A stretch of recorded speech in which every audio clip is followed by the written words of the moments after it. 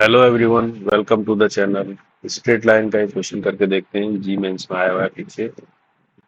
इसमें देखिए, क्वेश्चन आपके सामने है। इसमें क्या बोल रहा है, दो पॉइंट दिए हुए हैं, 5 2 एंड 2a उसके कोऑर्डिनेट्स हैं, और एक लाइन सेगमेंट बनाते हैं।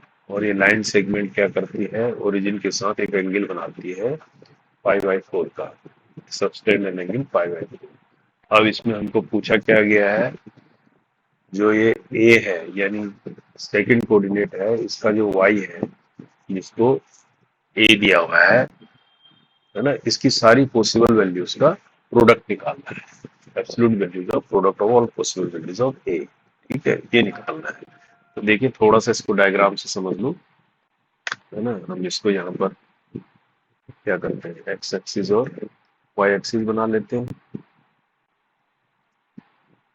ये एक्स एक्सिस हो गया भैया, ये वाई एक्सिस हो गया, है ना। अब इसमें पहला पॉइंट लेते हैं 5 2, इधर कहीं चलो 5 हो गया, है ना, एक्स एक्सिस पर, और वाई इधर कहीं हो गया। तो यहाँ मान लीजिए हमने पॉइंट ले लिया एक, क्या, 5 और 2 पॉइंट ले लिया एक। ठीक है, 0.5 टू। दूसरा पॉइंट है 2a। टू तो एक्स एक्सिस पे ही है ना, कहीं यहाँ पर, है ना। लेकिन ए का तो पता नहीं है किधर है, तो किधर भी ले सकते हैं, इधर भी ले सकते हैं, इधर भी। बस अपनी सहूलियत से हम जो है मान के चलते हैं कि इधर कहीं है ना। कहीं भी ले लो, इधर भी ले सकते हो, तो यहाँ ले लेते हैं, मतलब ताकि हमें एंगल को दिखाने में आसानी हो। अब ये क्या है, एक लाइन से दोनों आपस में जोड़ते हैं एक दूसरे को, ये लाइन बन गई, है ना। ठीक है, तो ये P मान लेते हैं, सपोज इस पॉइंट को हम Q मान लेते हैं, और ये हमारा ओरिजिन है। अब ये लाइन सेगमेंट क्या आती है, ओरिजिन पर एक एंगल सबटेंड करती है। कहने का मतलब, अगर मैं इससे इसको मिलाता हूँ और इससे इसको मिलाता हूँ, तो ये क्या होता है, एक एंगल बन जाता है, π/4 का एंगल बन जाता है। ठीक है, अब हमें निकालना क्या है, ए निकालना है। देखो, ये एक लाइन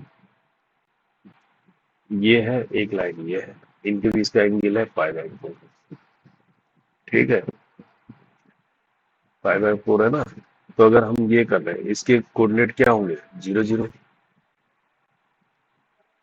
तो हम ये लाइन यानी ओ क्यू और ओ क्यू, इसका स्लोप निकाल सकते हैं, एक्स एक्सिस के साथ स्लोप निकाल सकते हैं ना, क्योंकि दोनों के पॉइंट दिए हैं। मान लीजिए ओपी का स्लोप ऑफ ओपी लाइन, है ना, इसमें क्या क्या कोऑर्डिनेट है, ओपी 0 0 कोऑर्डिनेट है, ओके, और पी के कोऑर्डिनेट क्या है, 2 तो इसका स्लोप क्या होगा, अगर इसके स्लोप को मैं एम लिखता हूँ, एम इजिकल टू क्या होता है, y2 - y1, ये होता है ना, फार्मूला लिखा हूँ मैं, y2 - y1 x2 - x1, है ना। तो अगर मैं इसको x1 मान लेता हूँ, इसको y1 मान लेता हूँ, इसको x2 मान लेता हूँ, इसको y2 मान लेता हूँ, तो क्या आ जाएगा, y2 - y1, a - 0, ए हो गया, x2 - x1, 2 - 0, ये 2 हो गया। ये इसका स्लोप आ गया, किसका स्लोप आ गया, ओपी का स्लोप, स्लोप ऑफ ओपी। इसको m1 मान लेते हैं, चलो, क्योंकि हमें दूसरा स्लोप भी निकालना है, ओपी का slope of OP, of OP. OP का स्लोप को मैं m2 मान लेता हूँ। तो यहाँ पर क्या पॉइंट है मेरे पास, 0 0 यहाँ पर भी है, और दूसरा पॉइंट है 5 2, ये पॉइंट इधर है मेरे पास। ये x1 है, ये y1 है, ये x2 है, ये y2 है। तो m2 को मैं इसी फार्मूले पर रख लेता हूँ ऊपर, y2 - y1, है ना। तो 2 - 0 और 5 - 0, तो ये क्या आ जाएगा, 2/5 आ जाएगा m2। देखिए, अब दो लाइन है, इन दोनों लाइनों का स्लोप पता है मुझे, है ना। ओपी का स्लोप क्या है, m1 बोल रहा हूँ मैं, और इसका स्लोप क्या बोल रहा हूँ, m2 बोल रहा हूँ। तो ये दोनों आपस में क्या एंगल बनाते हैं, π/4। तो हमें पता है, अगर दो लाइनों का स्लोप पता होता है, तो उनके बीच का एंगल क्या होता है, फार्मूला पता है ना, tan थीटा इजिकल टू होता है m1 - m2 upon 1 plus m1 m2। लेकिन ये मोड में होता है, कहने का मतलब इसकी पॉसिबल वैल्यूज, प्लस में भी हो सकती है, माइनस में भी हो सकती है। तो अब यहाँ पर रख देते हैं वैल्यूज को। m1 कितना है, a/2, m2 कितना है, 2/5, 1 plus m1 m2, a/2 into क्या कर दे, 2/5। ठीक है, और इसको थोड़ा सा सोल्व करेंगे तो 5 टू जा 10, 10 एलसीएम ले लेते हैं। यहाँ आ जाएगा 5a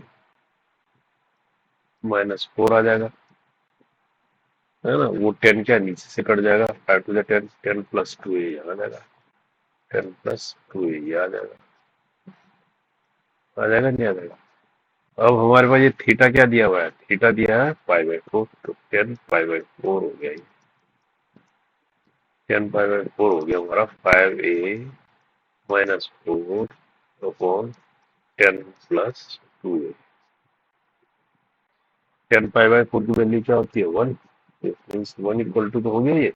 तो अगर हम इसके पॉजिटिव वैल्यू लेते हैं, यानी पहले तो 1 इज इक्वल टू हो गया ये 5a -4 अपॉन 10 प्लस 2a। ठीक है, तो इसको फर्दर करते हैं तो पॉजिटिव वैल्यू की लेते हैं तो 5a -4 और 10 प्लस 2a इक्वल टू 1, है ना। इसी को फिर फर्दर करेंगे तो क्या आ जाएगा, ये क्रॉस मल्टीप्लाई जाएगा, 5a -4 is equal to 10 plus 2a। और फिर इधर लिखेंगे तो 5a और 2a क्या हो जाएगा, इस तरफ आ जाएगा तो क्या आ जाएगा, 3a आ जाएगा, और उधर चला जाएगा क्या हो जाएगा, 14 हो जाएगा। ठीक है, तो ये आ गया a की वैल्यू। तो यहाँ से a की वैल्यू क्या आ गई, a इज इक्वल टू 14, आ गई एक वैल्यू के लिए आ गई। अब दूसरी वैल्यू के लिए क्या करेंगे,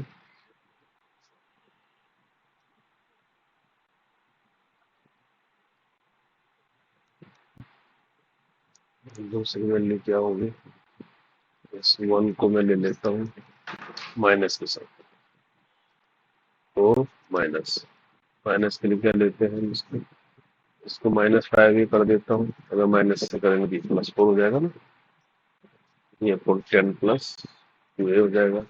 अब क्रॉस मल्टीप्लाई करेंगे तो 10 plus 2a equal to -5a plus 4। फिर इसको फर्दर करेंगे तो इसको या तो इस तरफ ले जा देते हैं माइनस, या उस तरफ ले जा लेंगे 2a 5, तो ये कितना हो जाएगा, 7 ही हो जाएगा, और वो कितना आ जाएगा, -6 आ जाएगा, 4 - 10 हो जाएगा, ये हो जाएगा ना। ये प्लस आ गया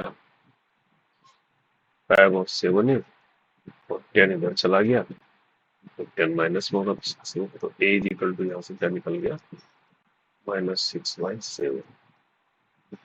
तो a की दो वैल्यू निकल आई। अब इनका प्रोडक्ट चाहिए, दो वैल्यू का क्या चाहिए, प्रोडक्ट चाहिए। तो यानी 14/3, और इसकी एब्सोल्यूट वैल्यू चाहिए। एब्सोल्यूट का मतलब है हमें उसमें साइन से कोई लेना देना नहीं है, तो ऐसे लिख सकते हैं। इसको लिखेंगे तो 7 टू जा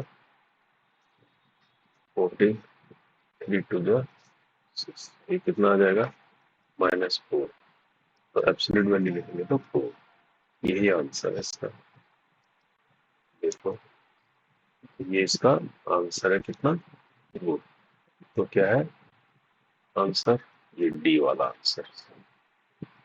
ठीक है, समझ में आया। Okay, thank you.